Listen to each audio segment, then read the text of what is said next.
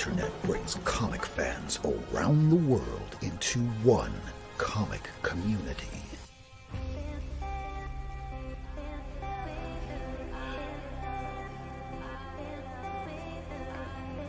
We support the just pay and recognition of these comic creators, comic fam. Because comics are for everyone. It's 10 p.m. Eastern, live from the United States to Australia. This is the Not Near Mint Show. Welcome to the Not Near Mint Show. It is March the 23rd, 2022, the 136th episode of Not Near Mint. Today we have a very special guest. His name is Kylar Merrell. His book is VALKYRIAN. We're going to join everybody, and, well, here's everybody. Hi, everybody. Hi. So welcome to the show, Mr. Merrell. How have you been today?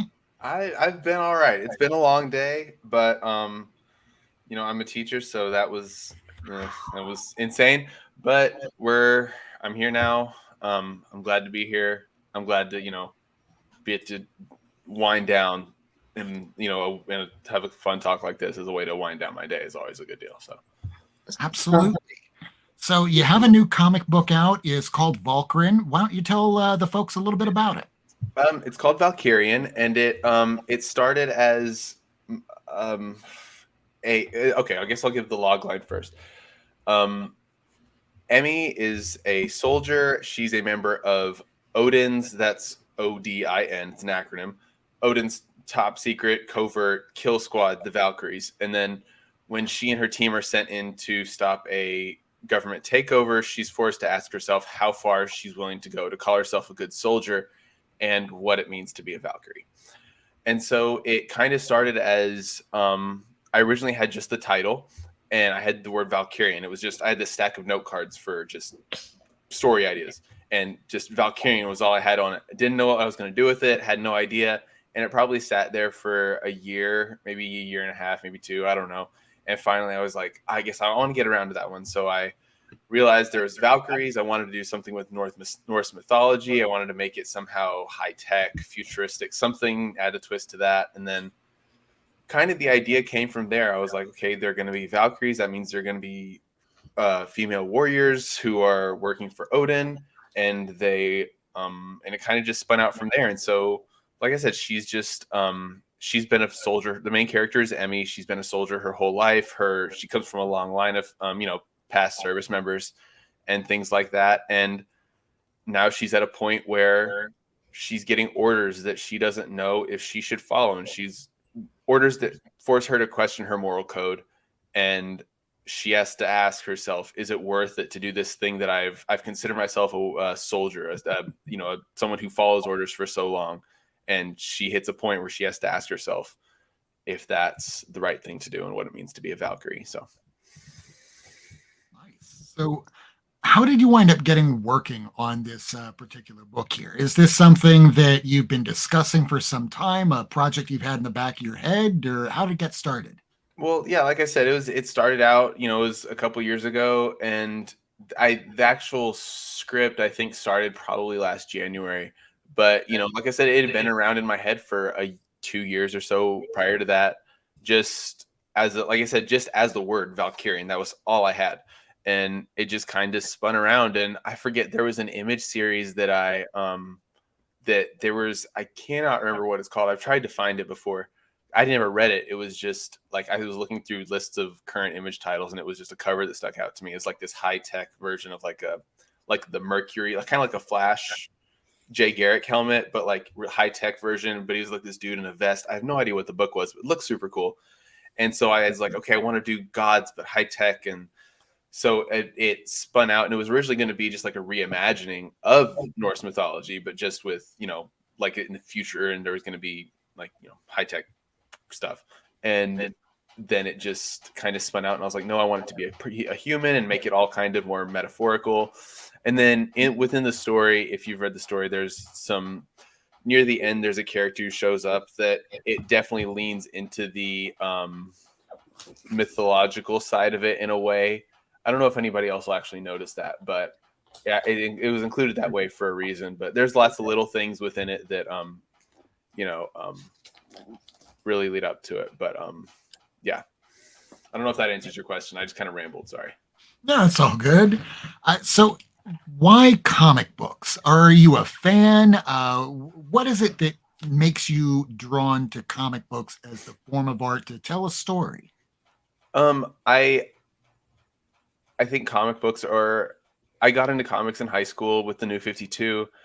I'd always kind of been interested in comics, so that was kind of the thing. That it was actually Francis Manipul's Flash #1, because like it was for my birthday. I got my mom to buy me like 4 #1s. She got me Batman, Superman, Aquaman, and Flash #1, and that one like just stuck out to me because like his art was gorgeous, and something about the whole thing just clicked. As like, oh, like it's not just in my head. I kind of had the image of comics in my mind was kind of a Jim Lee, Rob Liefeld type, Todd McFarlane, that very 90s-esque,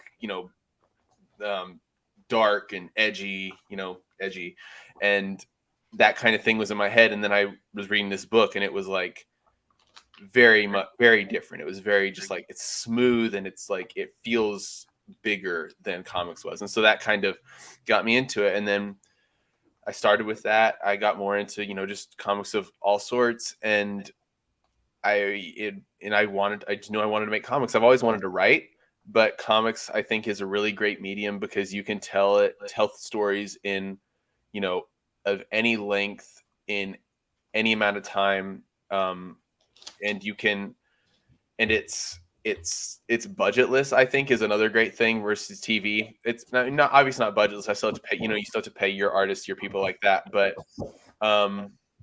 you might not want to tell your artist, hey, we're going to do 30,000 battleships out in space, and I want you to draw all of them. Valid. You'll hate you, and you'll lose an artist by next issue. Yeah, exactly. That's true. But like like in TV, you got to pay for like a cast and for effects, and you have to have a wardrobe budget. Everything is budgeted out. But like in a comic, I can have someone wearing a plain T-shirt and shorts, or has someone wearing a 3-piece suit, and it costs the same amount of money. I don't have to. There's no limits basically. And so I like that aspect. I like the fact that you can tell so many types of stories. And then, like I said, as I got older, I got it more into like, non-superhero things, even things that are non-genre. And, comics can tell all sorts of stories. And I really think it's valuable. That's what I was going to ask. With Valkyrian, what kind of genre would you put that or classify that in? I've been calling it a sci-fi action book. It's not super hard sci-fi in that it's sci-fi in the way that Black Widow is sci-fi. It's not like something crazy. It's not Saga or it's not Star Wars or Star Trek where there's big crazy concepts, but it's sci-fi in that there's it's these characters. They wear high-tech battle suits. They go all over the world. They have, I don't know, it's high-tech in that way, but it's not anything crazy. But a sci-fi action book, because ultimately this kind of became a way for me to try to work on my my posing and like just drawing action. And so that's kind of where I went from there. So did you have representations of like other gods and other Norse mythology incorporated into this? Because I know you said that you wanted the futuristic stuff, and you really focused on that. You can put me in the square, Rob. That makes me feel Rob, go to the square. That one, perfect. That's great. You make me crazy. Sorry, my dog started barking, so I had to get off of me. Oh, okay, got you. Are there gods that they go out? Because you just said that she goes to Odin, but it's actually like it stands for what, something? A group. Yeah, there's not actually any real. It's kind of originally the story kind of had a lot of. I was intended to have more mythological things, but at no point in the script did I ever actually include any other gods. I just felt like that was, I feel like a lot of people do that. I feel like that's kind of an easy thing. And that's something that I definitely went to. It was kind of my gut instinct. And I think that's kind of why I didn't do it. is because I didn't want to just jump into, oh, look, here's our modern version of Thor, and here's our version of this, and here's our version of that, and just do all the stuff again. Yeah. And so really the only character that shows up is, I mean, none of them really, honestly, no gods show up. I guess I'll spoil something. At the end, later in the story, there's a character who shows up, and he's a high-ranking member of Odin, which stands for Operational Defense Intelligence Network. And then he's just a high-ranking member of Odin. He's an old guy. He has a mustache, an eye patch, and on his like his chest, where the military people get all their pins and stuff, he has a little thing with 2 black crows on it. So that's pretty much the only real mythological thing that I included in the story. And like in the story, I refer to that character as Odin. It's not meant to be like legitimately Odin. It's kind of just more of a stylistic context. Yeah, Got it. it's kind of a little. And if nothing else, if nobody else gets those references, it's something for me to know that I included, to be like, hey, if you could tell the crowd or everybody in say one sentence, what is this story about? Oh, that's a good question.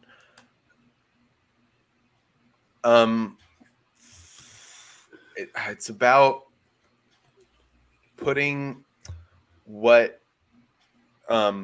it's about questioning what you believe and being forced to test that. Sweet. Sounds pretty cool to me, man. That's the best way I can describe it in the shortest way. Yeah. No, it's good. I like it. So what comic writers and artists, people throughout comic book history, who have influenced you?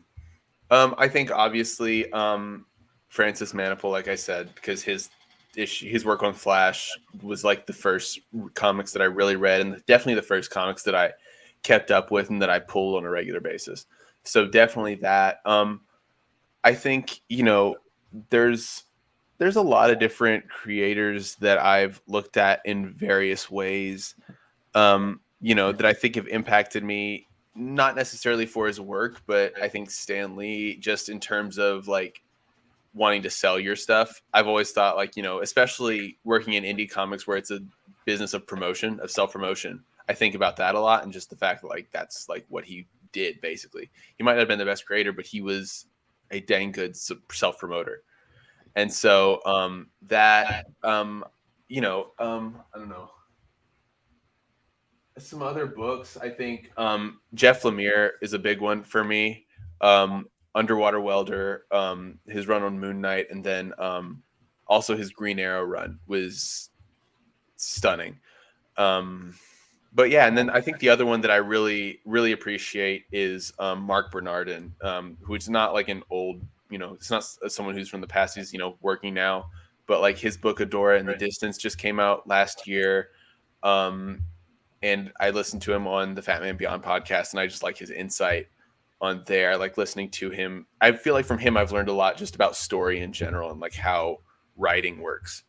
But yeah, I don't know if I think I listed a few, but yeah, just in general, just a lot of people have, I think, affected me in different ways, Are you a current comic book reader? Do you read books that come out currently? I didn't for several years, for probably the last 3 years, because I just, I started, like I said, I started in high school, and then I kept going until probably my sophomore year of college, where I stopped because I stopped a little bit after DC Rebirth because there were so many books I wanted to pull, and it was just too much financially, and I decided, forget it, I quit. And then, so I didn't make the smart decision of being like, oh, let me just cut down to one book. I was like, no, I'm just going to completely get out altogether. And then I always said for years that I would get back in when Saga came out. And I actually started right before that when the new Moon Knight series by Jed McKay, because I'm a Moon Knight fan. And so when that series started coming out, I started, and then that kind of was about the same time Saga 55 was announced. And so I've kept going. So I guess I am a current comic reader. It's not like the most, I pull maybe, I think at this point I'm pulling 2 ongoings a month. Plus I have a few minis that actually haven't started yet because I'm waiting, and one of them the new champion of Shazam got delayed. But yeah, so I guess I am not a lot though, but it's mostly me trying to work my way through my shelves of graphic novels that I still haven't read. So I mean, you're kind of mentioning Saga, and if you're mentioning Saga, you're on the right track as far as writers go. yeah, definitely, yeah, that's definitely another influence just in terms of like the amount of like just the scope of that is just bonkers to me. It blows my mind. I mean, we have comics on the mind here who just started reading it for the very first time. And I told him, when you get to about issue, what is it, 54, 55, just stop for 3 years, then come back and you'll feel like the rest of us. Yeah, that's what I've thought about that too. Because I got my girlfriend to start reading it, and because I bought the full a couple years ago, the full book one, so it's like the first 54 issues, and I got her to start reading it, and I was in my head, I was thinking, I was like, it's not going to be the same. Like I didn't even read it like from Jump. I'd never actually pulled Saga before this year, but I had caught up with it, and I was still caught up with it, and been waiting for like 2 years, and that's someone who came to it late. And so I'm just like, it's not going to be the same, for someone who comes to it now, like they're just gonna, oh yeah, let's keep going. And I'm like, no, you gotta stop after that scene happens in number 54 and wait a while and let that simmer and then move on. But And I'm going to give you my honest interpretation. I think that after waiting 3 years, it was well worth the wait. They have not lost a beat. It's still fantastic. What do you think? I'm going to be honest. I've only read 55. I haven't read 56. It's sitting over on my shelf along with the last issue of Moon Knight. And I think one other book that I got that it's an old issue of Mark Spector Moon Knight, because I'm trying to finish collecting that series. Anyway, no, I haven't read 56, but the one issue I read was really good, and I'm really intrigued to see where it goes. But it's definitely like after I read it, I was like, oh no, this is familiar. Like it just felt like, oh yeah, this is right, because it fits right in, like just the way it ends with kind of a cliffhanger-y ending. It's just like that's exactly how the other previous 54 issues ended. And it just felt like we just picked up right where we left off, and it was just like really solid. Next issue is called Trigger Warning, and you'll see why. Yeah, I was gonna say I can already tell that's gonna be good, just from that title. But considering a line that Hazel says, and I have to love the name Hazel. My dog that's barking in the other room is called Hazel. What Hazel says at the very beginning of the book is that she spends all of her best memories on this ship, and then you get to the end of the book, and you're like, oh my god. But she did say this, so I'm like, I can't wait to see where it goes, and I don't know where it's going to go, which is my favorite kind of reading. Exactly. Yeah. Now you got my brain just spinning, so I'm just trying to think about like what can happen, like where can that go? So I guess I probably after this, I'm immediately gonna go grab that and finish and read that issue. So either that dude's going to become very close friends, or they're going to kill off some of the members of the ship. But no spoilers for anybody that hasn't read that issue, because the new issue just came out today. I know, I forgot. As I were talking, I was like, oh wait, I'm still behind. Now I'm gonna get more behind. So can I ask you a philosophical question? Go for it. Love it. To you, what does it mean to do the right thing? Oh, that's a good question. I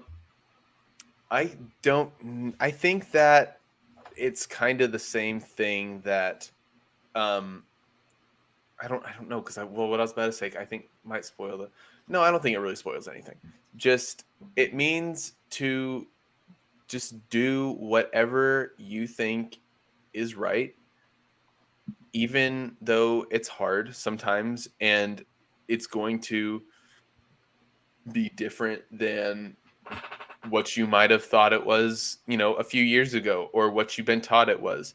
But the right thing, like I said, even if it's something different than what you've always been taught, I think in your gut, most of us kind of know what the right thing to do is.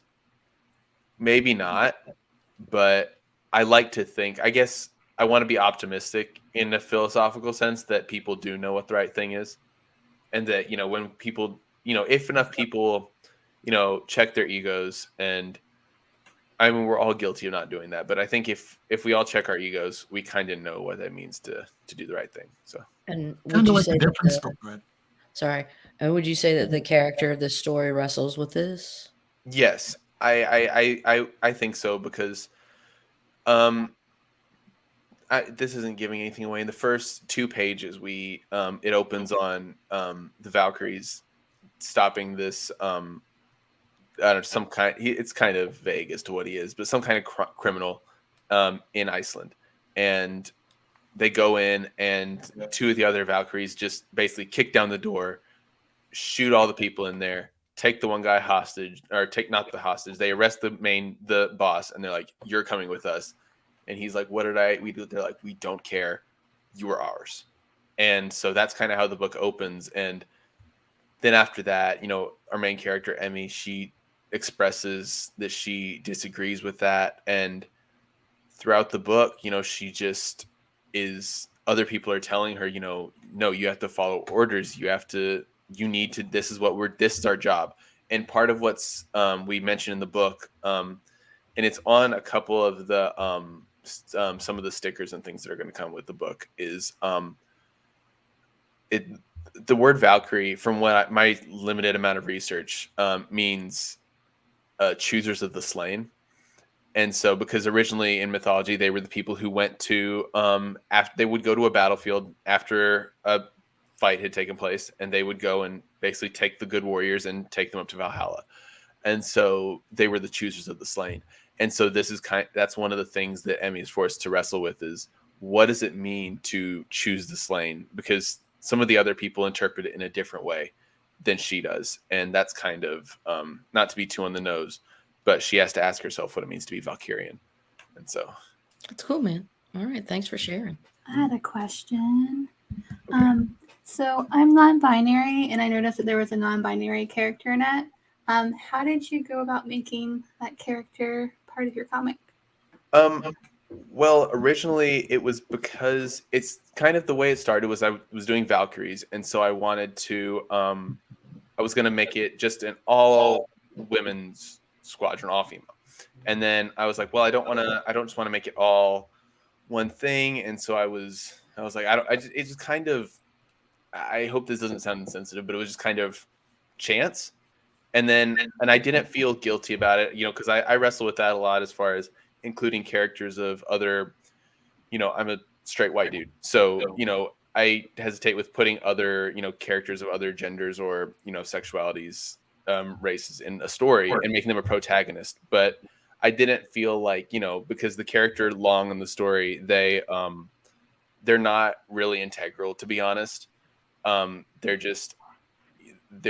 part of the background. And, it's one of those things where on my computer, on the file, like I have a long list of everything about that character, but none of that ended up making it into the story. But I felt like, I don't know, it just kind of happened, and I was happy with it. I didn't feel like it didn't hurt anything.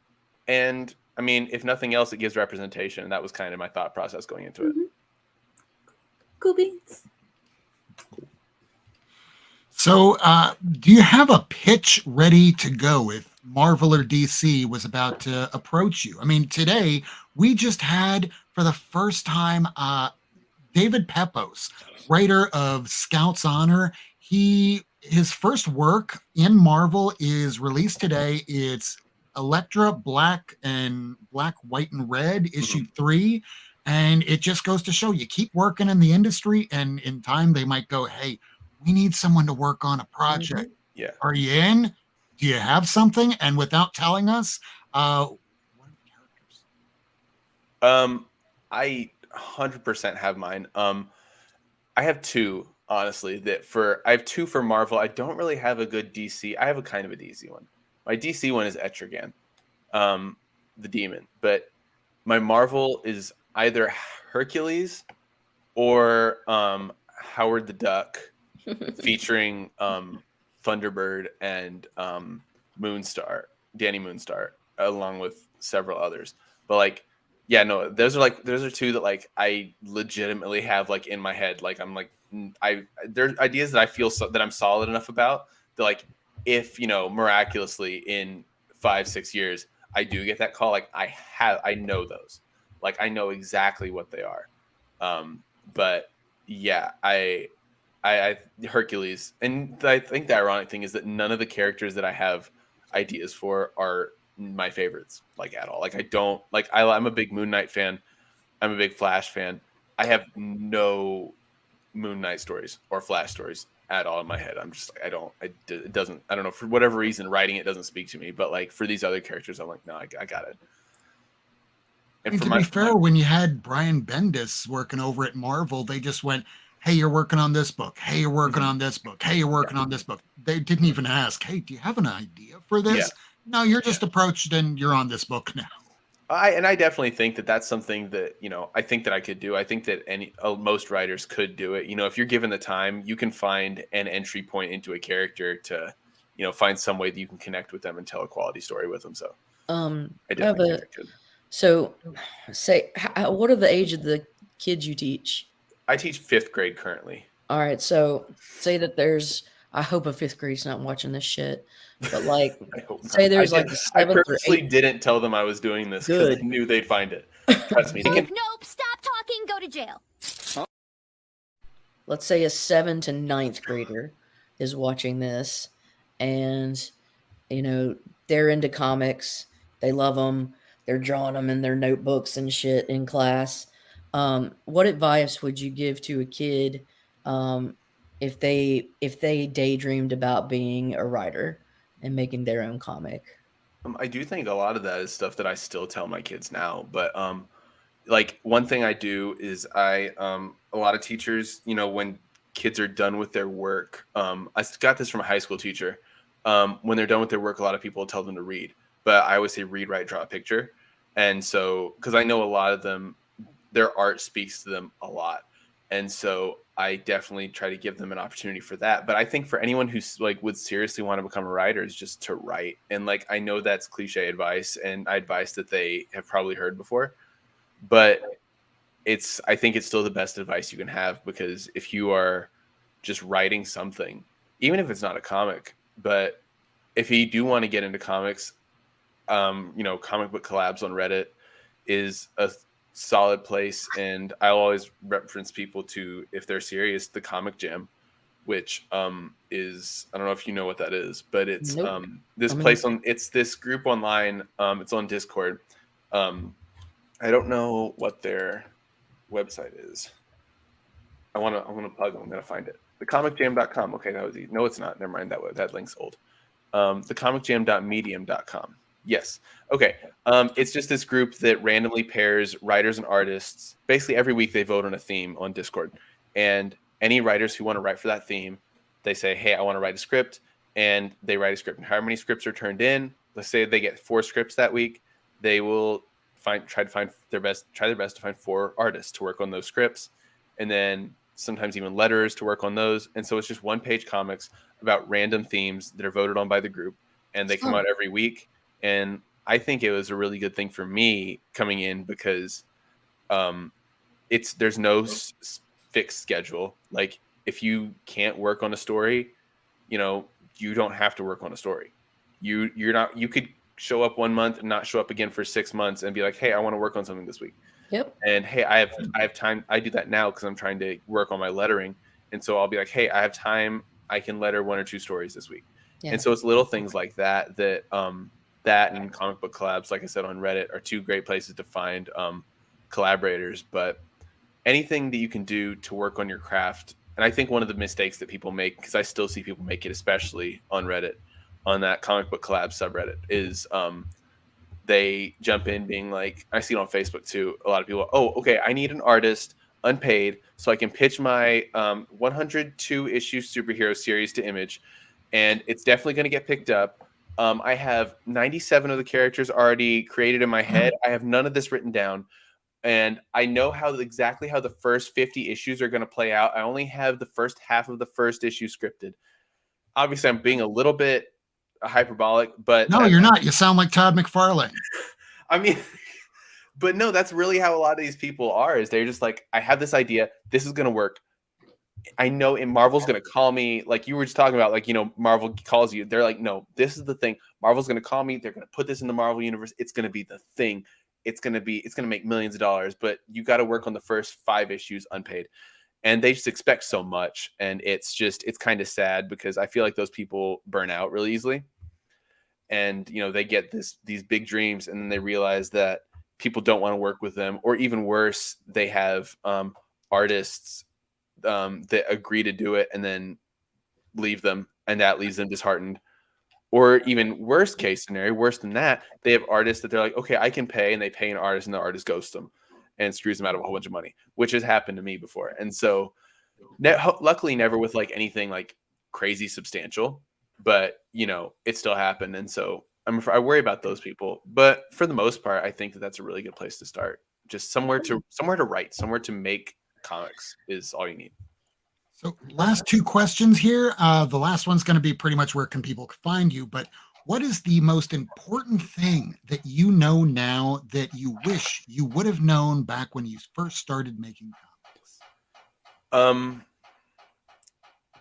I guess this the single most important thing I guess would be, I guess kind of like I just said, just to do it, just to make comics, like, or just not just to make comics, but just to write, or if you want to draw, whatever skill you want to work on, just do it. And just, even if you have to do it yourself, even if if you're an artist, just I guarantee you can find a script, even if you don't want to work for a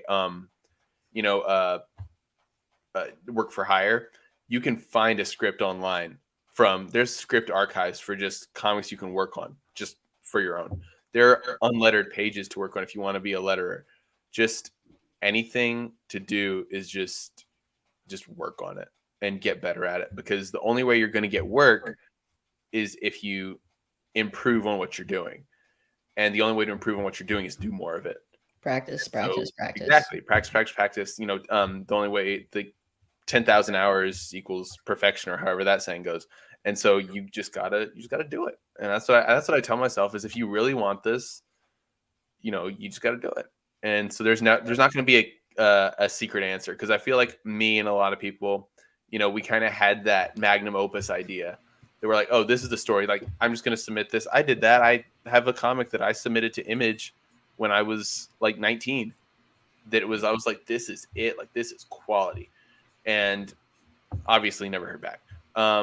And so, like, I feel like, you know, a lot of people think that they have the secret weapon or this story that's going to like solve all their problems and make them famous, but you don't. I don't care who you are. You don't. You know, like people I mentioned earlier, Jeff Lemire, he didn't have one thing that broke him in. Brian K. Vaughan didn't have anything that broke him in. He had to work on it. He didn't do Saga automatically. He had Why the Last Man before that. He had Runaways before that. So are you what he started on? But are you saying that there's a whole lot more failure at first, but than there is success, and so persistence is for sure. Like, it's just, you know, failure is kind of. I think builds there's failure in character. everything, and yeah, it builds character. It's resilience. Also, exactly. I think that's what I was going to say. Is just it's resilience, and it's kind of like in the story, I guess, to tie it back to that, like, it forces you to ask yourself questions about yourself and be like, is this what I want to do? Is this worth it? Is dealing with all this failure worth it? Do I really want to be like, and if maybe you just want to write for a hobby and like, you don't want to sell your book, that's fine. 100% fine. But, you know, failure will kind of teach you that and be like, do I really want to do this? Do I really want to keep dealing with this? And that's fine if the answer is no, but also if the answer is yes, then keep fucking going. Like what Kevin Smith said about failure when asked the question, what do you define success as? Failure repeated. Mm-hmm. Yeah, exactly.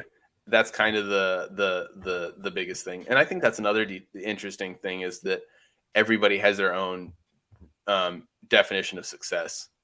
Like, I remember we had to do that in high school. We had to write this essay that was like, what is success? And some people's success was, you know, I want to have a family and, you know, work a job and, you know, grow old with my partner and whatever. And then some people, it was, no, I'm going to, you know, make money and I'm going to be like a major success in this industry. And like, so everybody has their own thing. And so just whatever that is to you, just get there. Like, and it's not going to be easy. It's going to be repeated failure, but All right. it's So relative. Valkyrian, can you tell us how to get there? Where can we find? Yeah, Rob. Thank you for coming. Where can people find you? How about the Twitter sphere, social medias, and where can people find the book? We are on all social medias at I'm on Twitter mostly at Kylar Merrell, KYLARMERRELL. But you can find Foreign Press Comics, the publishing company that I'm Thanks, Ace. working on at F Press Comics, Foreign Press Comics on Instagram, Foreign Press Comics on TikTok, Foreign Press Comics on Ace Facebook. shared in the. Yeah, okay. There you go. Yeah, so it's just all the main places. If you look at Foreign Press Comics anywhere, you'll find it. But you can find the book at foreignpresscomics.com/Valkyrian. And if I can say one more thing about the book for anybody who is listening, the book is only going to be. It's not, like I said earlier. Before we started, I don't have it in print. The print run, I'm going to order them after the month of March. So at March 30th is the last day to guarantee a physical print copy of the book, because we're not currently at a place where I can just go and buy 500 copies of a book. And so I'm buying copies, because I'm going to cons and things this summer. So I have extra copies, but the only way you can guarantee a copy is if you buy it now at foreignpresscomics.com/Valkyrian. And hopefully, we'll be able to print more in the future, but the only way to guarantee it is to buy it at foreignpresscomics.com/Valkyrian. I'll just say that one more time. But yeah, so, like I said, you can get it later, but the only way to guarantee it is you can go buy it like in the next week, I think. Foreignpresscomics.com. Yep, /Valkyrian. Or just go to foreignpresscomics.com and you can find it. You can also find some other stuff. Like tomorrow we should be announcing something else. Some submissions for an anthology. So yeah. You said do you don't do New Comic Book Wednesdays, do you? No. For a few reasons I don't have a I have a local shop. I feel really guilty about this, to be honest. I have a local shop, but I don't use them because they're only open like I think Wednesday nights and like Friday nights. That's from fair. Like 6 to 8 or something like that. Way a lot of them are. Yeah, and so like I just can't go to them. And so I mean I could, but like it's just a pain, and I get really anxious, especially about going into like really small town places like at that time of I don't know. No, I feel you, dude. But so yeah, I have a shop up in Oklahoma City, All Star Comics. So like I'll go up there. I go up there every week, but about once a week I go to the comic book store and I pull all my comics for the month. Cool. And like I said, the ones I picked up last month I still haven't read, so they're still sitting on the shelf in the bag from the store. So gotcha.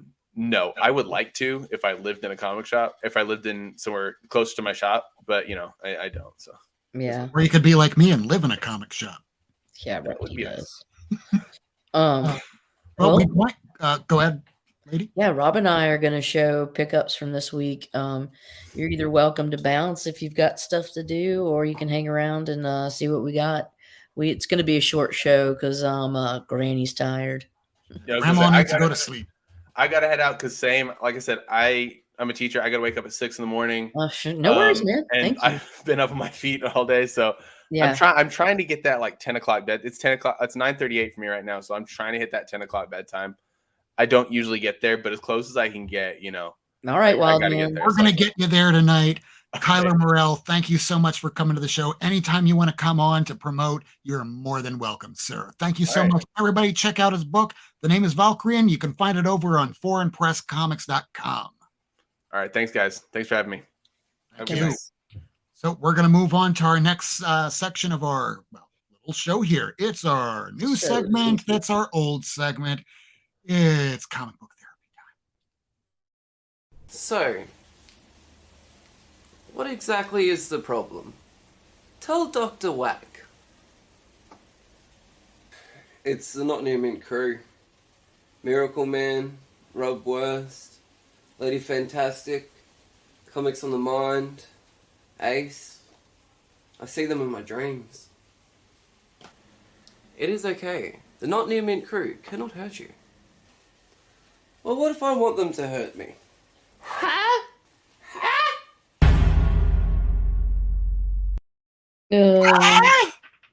Never gets old. Ever. Okay. I guess did Ace did you get anything? 2 stacks, I heard. 2 small Huh? stacks. 2 small stacks. Ace. Sorry, I was muted. Yeah, I do have some stuff to show. Wait, throw your yeah. Let's see it. All right, so Hello. Batgirls,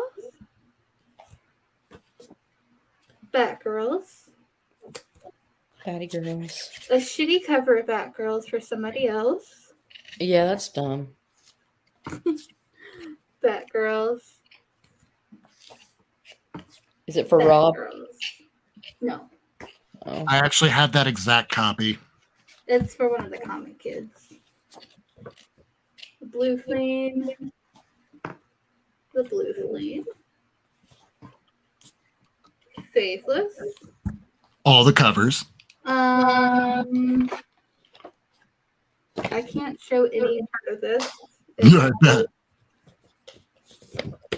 There you go. Y'all can pause it. See all the boobies. Human Remains. Human Remains.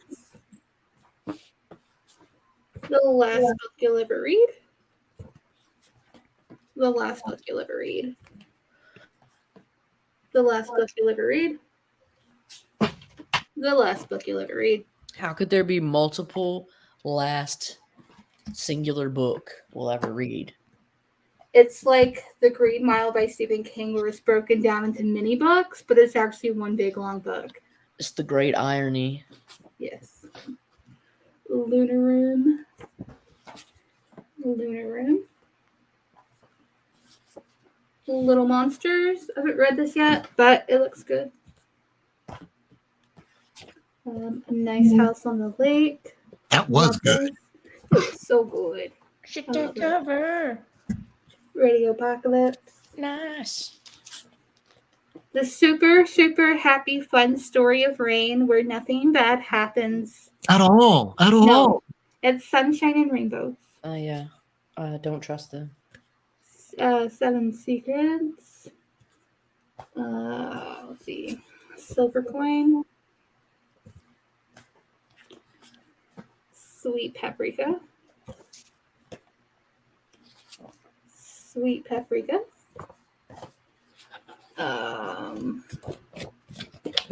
Sweet Paprika. And We Live. We Live. I haven't read that yet, but I remember liking one more than the other. then the second stack, I got this manga called A Monologue Woven for You, and it's like theater lesbians with trauma. And then I got My Wandering Warrior Existence, which is someone questioning their sexuality and gender and all of their trauma. And this is Crema, and it's about lesbians and generational trauma, A whole lot of trauma. just like me. Just like all of us. 13 you got it. shots. I got 13 shots of whiskey from Marcus Pattern. From last week. Yeah. Very cool. I get this little bundle from Volt's little auction. So it's Fissure number 1. Then I got Hollowed North. We had the Creator on, and he gave me a little frog. Rena has a question. And by the way, Rena Brown will be on the show next week promoting her new book. Her last book was Isle of the Darkness, so check in for that next week. But her question is, do you have a favorite in this stack? Mine would probably be Faithless, because Maria Louvet is my babe, and I love her. And you can't show the cover on the... Oh, you can show that one. You can show this one. This is Human Remains. And this is the Inceptor Free Comic Book Day from Vault. I think it was like their first Free Comic Book Day thing. But they sent me that, so that's cool. And then this was a cover of We Live. I think it's the white version. Yeah, but it was only in like certain shops when they had some deal with Action or Aftershock. Yeah. Hey, Kirk, is that a banger? No, he's not here. It's okay. Where's Kirk? He's not here. Not here. And then I got this for Rob. Ah, It's that's Tom signed King. by Tom King. That's very cool. sign. You're very cool. No way, Jose. We're comic people. We can't. Oh wow. Oh, that's Empress cool. Carmilla. Is that who will the tell me the artist on the It's somebody. it had their Siggy below the legs. It's one of those people. Oh, okay. I don't know who that is. It is Sir San San Julian. San Julian. Julian. Okay. Okay. Yeah. That's been pretty fun. Very Then cool. I got Frankie White's comic that was on. Eat My Flesh, Drink My Blood. It's Yeah. super fun. And And it has, yes, Sharon, Kirk has been rocking his new diet, and one day he's going to show up to the show, and he's just going to be not even there. He's going to be so thin. and that's all I have. Get off of my face. Off of your face. Oh, but it's on our faces. Lady, you ready? I have some. So some of these are things that arrived in the mail, and others of these are pickups from today, either new releases or back issue bins. It's hard to even think and talk. Captain Carter #1. Whoop, whoop, whoop. Beautiful. I know, duh, thank you. I'm taking credit for it as if I have any part in it being beautiful, but Magnificent Miss Marvel 11 first print actually was and there was an auction selling 2 of them in a singular auction. I want it. I'd say it's That's worth where it. they're from. And then there's War of the Realms #6, but I loved this cover. It's got Sue Storm, Angela, and Carol Danvers. It's like a 1-50. Nice. Fighting these little fire demons, and I just think that's really cool because who doesn't fight fire demons on the regs? This stuff now is at what I got from the store today. Yeah, what up? Biggie, Wolverine patch #1 variant B cover. It was the only one that was left. I did not get any of the patch. The 2 other it was Angela and Carol Danvers, Captain Marvel. Yeah.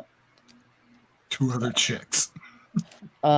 This is Avengers Forever #4. Peggy Carter shows up in this. Yeah.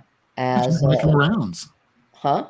She's making the rounds, not just in her She's one making the book. rounds. So she showed up in this. So and then I was able to pick up the Venom oh, you need more Batman books? Okay. The Sienkiewicz You variant. put that in Mylar too, didn't you? Yes, of course. Yeah. Why wouldn't I? He's a treasure. I love his stuff. Then I picked up this Jock variant of we have scabies, demons, I mean. Thought that was pretty cool. But honestly, I messed up because I thought that the We Have Demons was actually the ghost cage that was that came out today. Because I thought this was the one that had that plot.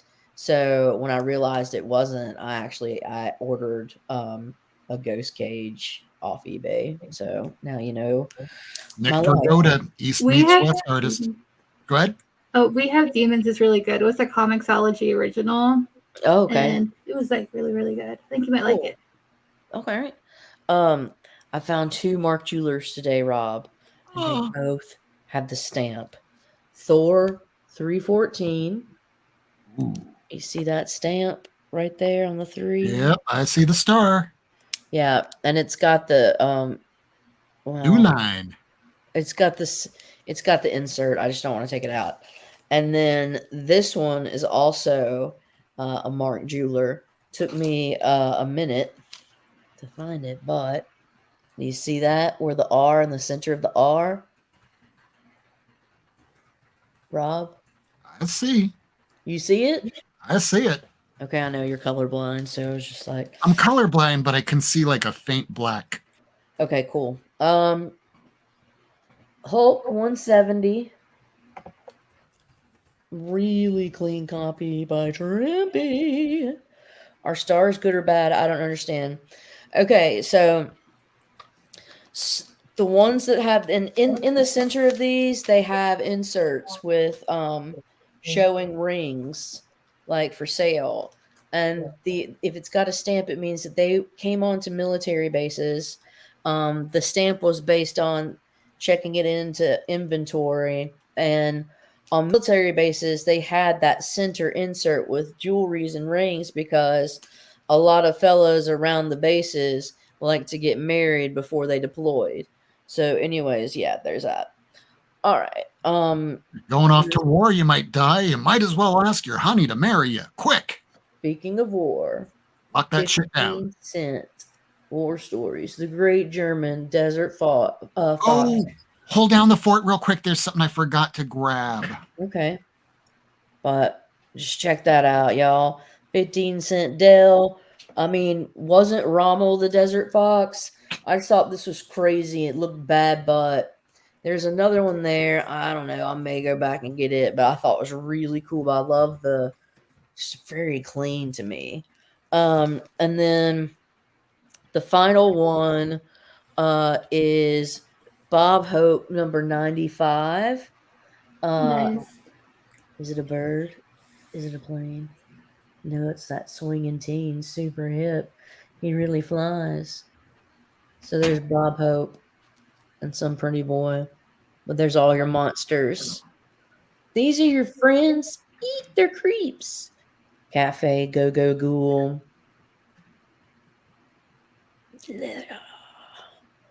And look at the menu. Chicken in the casket. Steak sandwiches. Imported beer. I want some 35-cent beer.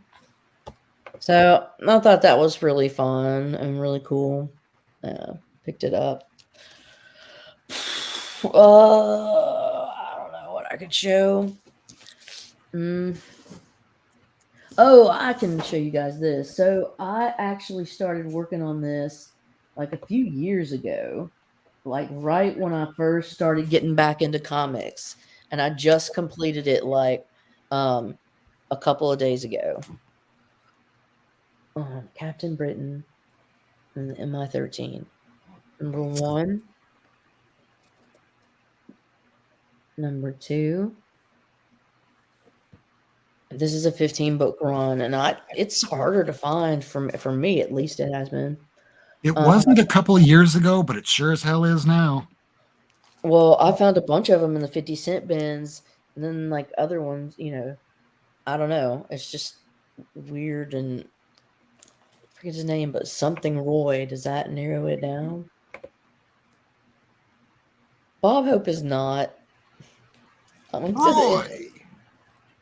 This is a issue 5 variant. I think I just a giant Captain Britain ape. Because that makes a whole lot of sense. It's a King Kong homage. And then there's the A cover, number 5, with Blade. Number 6. 7. That one's rad. I like it, baby. It's pretty. Thank you. 8. Brian Hitch art, right? Huh? Brian Hitch cover, right? I can neither confirm or deny. I'll have to, and I'm not going to take the time to check. Oh, well. So, number 9.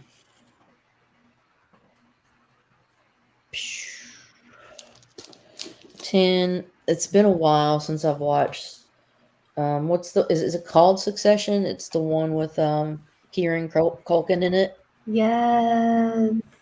Yeah, I've seen the first, I don't know, 2 or 3 seasons. Or I don't know, 2 seasons and 3 up to a certain amount. 13. I love Succession. Sorry, that was not issue 13. That was issue 11. Sorry. 11. 12. Got the Dracula. Issue 13. That's badass. 14. This one's pretty ill too. Check that out. Dracula.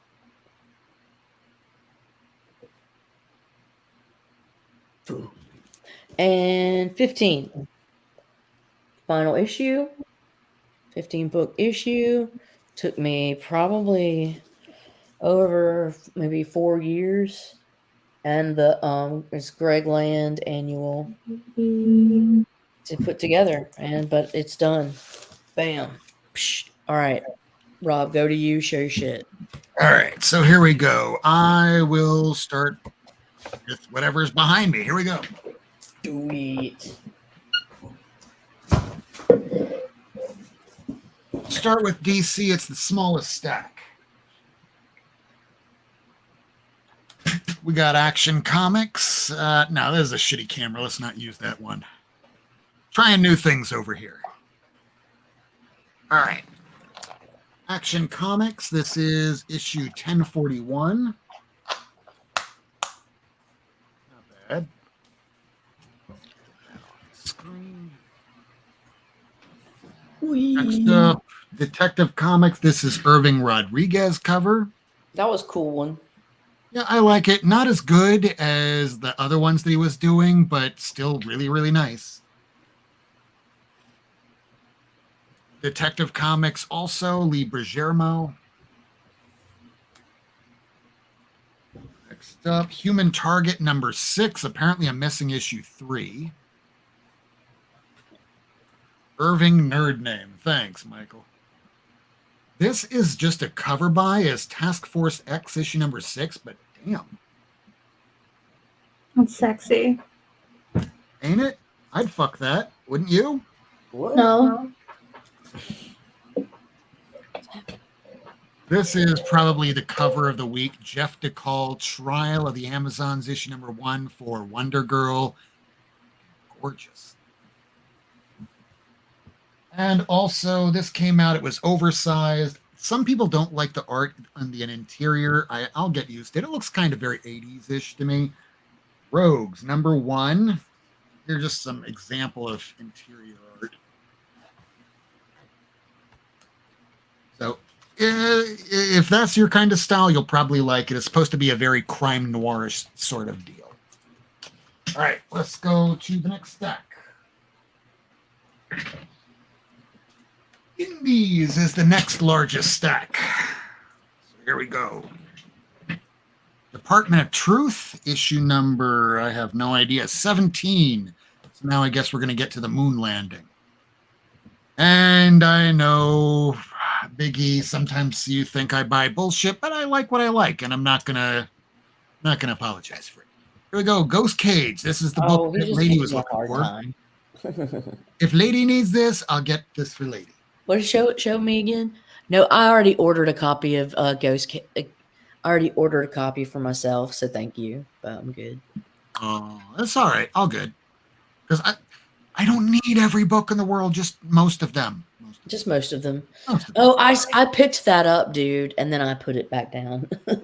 So I love the first storyline. The second storyline, I'm kind of falling off of a little bit, especially now that I'm kind of getting around to the idea that this shit's just going to keep going.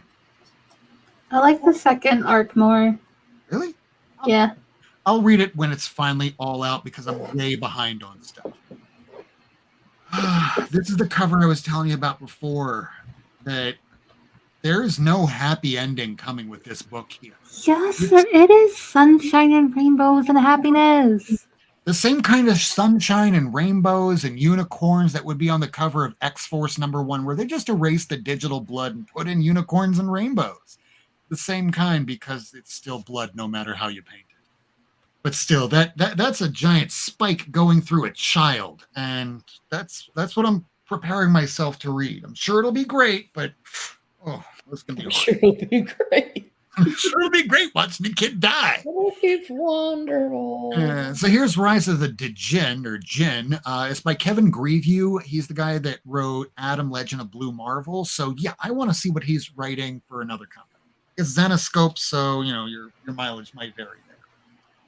The new issue of Saga, folks. The new issue of Saga. I haven't read it yet. Don't spoil it for me. It's okay. I'll read it tomorrow in a parking lot. Spoiler, it's set in space. In a tree? A flying tree? No. Slumber. Here's something violent, or it looks a little violent. Don't know what it's about, but it was on FOC with the issue 2 a little early because I never got around to reading this issue, so I didn't order issue 2. Gunslinger Spawn. Yeah. Oh my God, you should Shame. be shamed. Shame. Shame. All For right. shame. So I have shame. to qualify this now. Spawn. Some of these indies here are from last week. You're unadulterated. Pink crap. Spawn. Scorched. What the fuck? Poorly Rob. cover. Let me just give me the cash and I'll kick you in the nuts. Gunslinger Spawn. Okay, now we're done with the Spawn for this week. I'm done with Spawn. Until My Knuckles Bleed, issue number 2, where my shop owner, great guy, John Freshley, you can find him over at Miami Fresh Comics on Instagram. He had all the covers for issue 3. I'm like, I didn't even get issue 2. So he pulled issue 2 and I got the 3rd issue. Cool. Stillwater, this one just came out this week. This one is a one-shot, I guess. I guess they escape in this issue.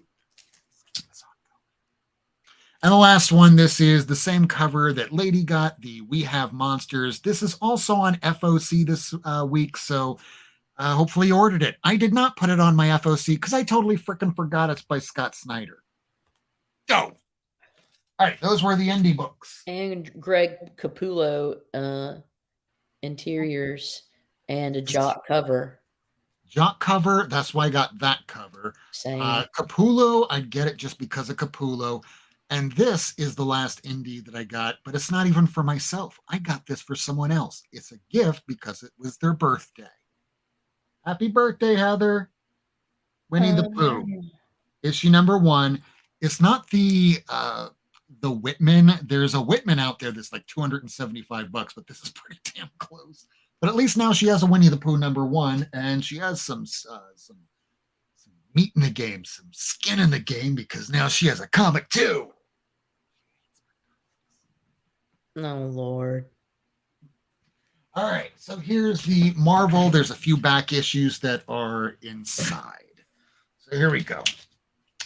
Alpha Flight issue 106. This is the second print. This is the issue where we find out that, hey, Northstar is gay. It's the first openly gay Marvel character, because we know the first gay character was Iceman. You know what he looks like?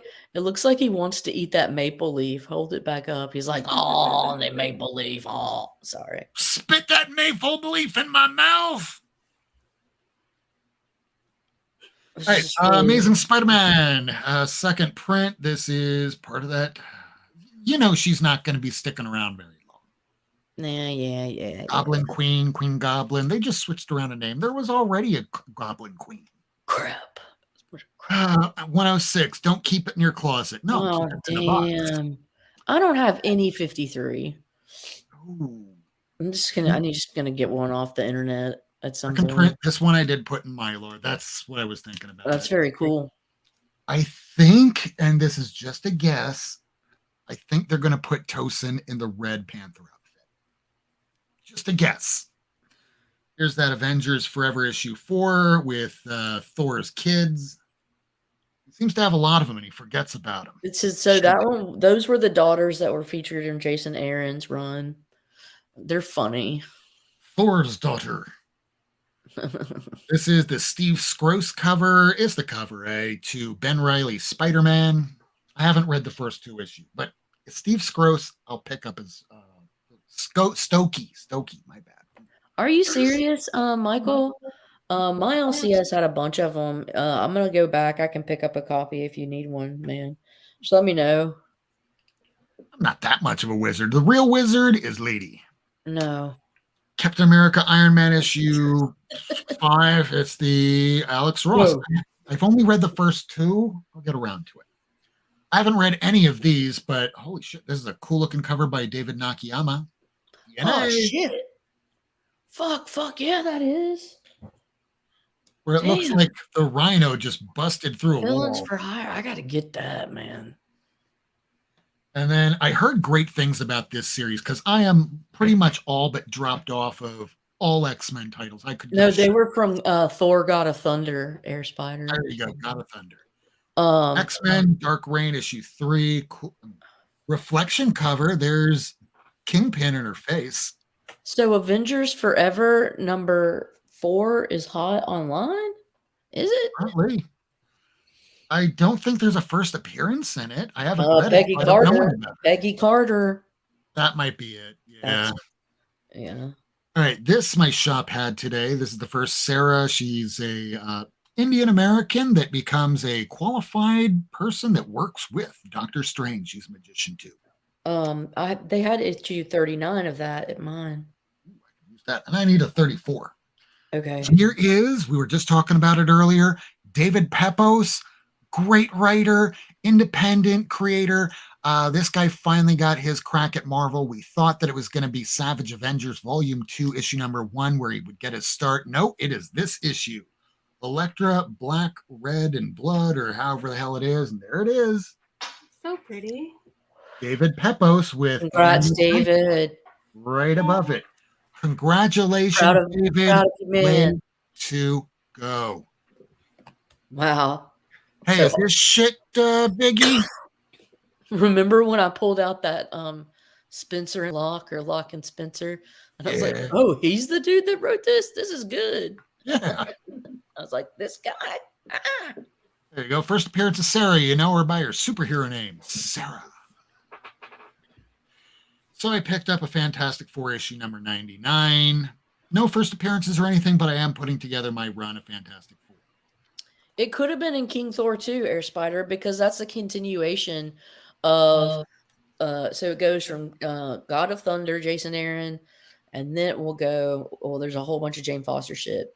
But then there's Unworthy Thor, Well- then King Thor, and he wraps it up there. yeah, Now well, we're it goes like Thor, the 1 through 16, Jason Aaron one, where it's like, and then you've got it's just called Thor, and then you've got King Thor that came out just after that, and now it's this current Donny Cates Thor. That's cool. wild, Michael. Wild. He goes wild. Here we have Iron Man in this issue. He kills all of his friends. Oh damn! I need 110 of. I can't remember. It's been really good as a run. I didn't like Slot's last run where he led it into 2020. Fantastic Four. That's what it was. Here we have Ms. Marvel. I'm still kind of wondering if they're going to try and tie in the Did that just band come that out she today? just came out today. Fuck! I didn't get it.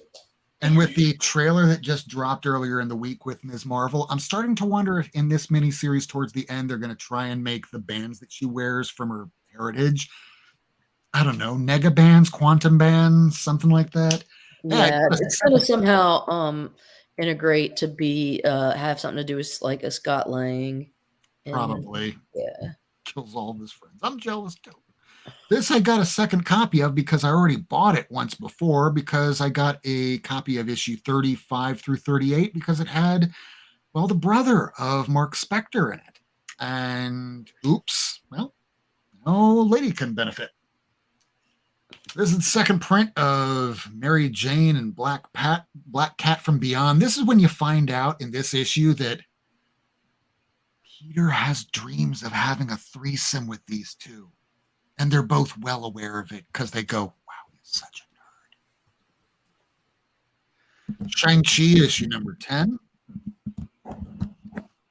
This one's a nice little back issue pickup because I went, yeah, I don't have this. Like, no, this is a great issue by Mateus, and you have art by Mark Bagley. I'm like, okay, sure. How much? $45. Oh, fuck, no, I'm good. 30 bucks. Oh, fine. Crisp copy too. 90s, yeah. All right, next up, Venom, Lethal Protector issue number 1. David Michelin's character that Todd McFarlane embellished a little bit. This is an okay cover, but the one that Lady had, this one is probably one of the best examples of Bill Sienkiewicz's artwork in the last year that I've seen. This is beautiful, just evokes the emotions that you need for this character. He must have had a lot of fun putting this together. And my Mylar is having a lot of fun reflecting back at the camera. All right. X-Men's Death, Many Deaths of Wolf. I don't fucking care. All right. The last book that I got, and this one here, I haven't read any of the ones that Peach Momoko has done, but I didn't get it for Peach Momoko. I got it for another artist. Wait, you got a Peach Momoko book and you got a different artist doing the cover? Yes, because his work has all been on Spawn. And as much as I want to get rid of all my Spawn, he's a great fucking artist, this guy, Barron's here. Look at the detail he puts into his Hulk. I don't know how much time he invests in this, but whatever he does to get the level of detail in here, just beautiful. One of my covers of the week right next to the Trial of the Amazons, Wonder Girl, and those are all the comic books that came out this week. So I'm going to go around the room, see if anything's going on anyone's channels. Ace, anything going on Twitter? Nope. Nothing at all. Lady Fantastic, anything coming up on your channel? Not that I know of. I'm sleepy. And probably maybe Friday or Saturday, Rob and I might come on. We'll do it. I've been Mylar a whole shit ton of stuff. So that has been another episode of Not Near Mint. Everybody stay tuned for next week. We're going to be having on... So the first person that we ever had on this show was Raina Brown. And that's also the first time that we got Lady Fantastic on the show. So it'll be a nice full circle episode. Oh, Rob, go back to my face. Come on. Come back to your face. Big E just said some emotional damage. That's pretty much it. Emotional damage. No, No one needed to see that. He knows exactly what emotional damage. All right. Sorry. All right, so that's pretty much been a full episode. The other person that I want to hype up here. So Ace dropped the link down here. So Valkyrian, you can find it at foreignpresscomics.com. Look that up. Otherwise, the comic book shop that I wind up getting all my books at, you can find that over at, let's see where that link is, Miami Fresh Comics over on Instagram. He does a claim sale every Thursday at about 8:30, sometimes over on Sundays at about 11 in the morning as well, Eastern time. So otherwise, thank you all so much for coming, and we will be back next week. We love you all, and see you next week. Love you. Good night. Bye. Thanks for tuning in. If you want to see this episode again, along with a catalog of back episodes and issues, surf on over to Not Near Mint on YouTube, Twitter, and Instagram. Subscribe and hit that bell for notifications.